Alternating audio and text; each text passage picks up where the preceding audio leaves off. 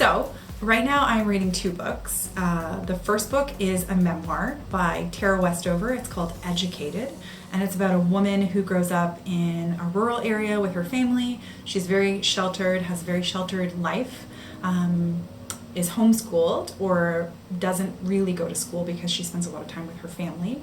And she experiences a lot of trauma, has a lot of issues with her family, goes through a lot of things as a child.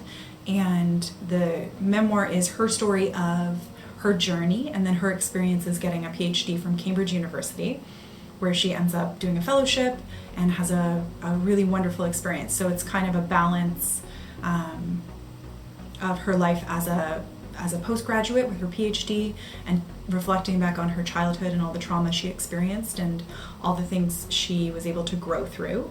The other book that I'm reading is The Testaments, which is a Margaret Atwood novel that's a follow-up to her probably most famous book, which is The Handmaid's Tale. So it's set in the future in Gilead, which is basically North America, and it follows the experiences of three women in that society and their experiences living through this very difficult government regime that doesn't value the experiences of women.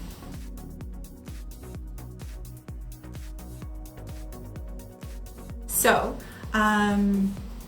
one of the reasons that I choose to read a lot outside of my work life is because it gives me an opportunity to expose myself to new perspectives, different experiences, and that's one of the things that I really encourage students to do as well, is to read outside of their curriculum, to expose yourself to different ways of seeing the world. It's a great opportunity to explore fiction, which provides you with all kinds of creative perspectives, and then nonfiction, which is a great lens to view our society and the world around us and the people around us. And so I think as a student who's interested in higher education, interested in learning, it's always great and valuable to get new perspectives of the world around you. And so for an example, like a book like The Testaments by Margaret Atwood talks a lot about what would happen in society if we were limited, if all of our freedoms and rights were taken away from us.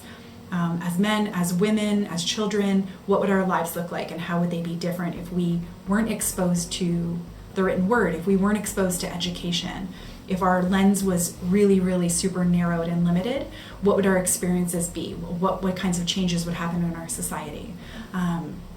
So I think questioning these things and thinking about these things, reading fiction and nonfiction accounts of these types of experiences can be really valuable to us because it can redefine what's really important to us as a society and as an individual.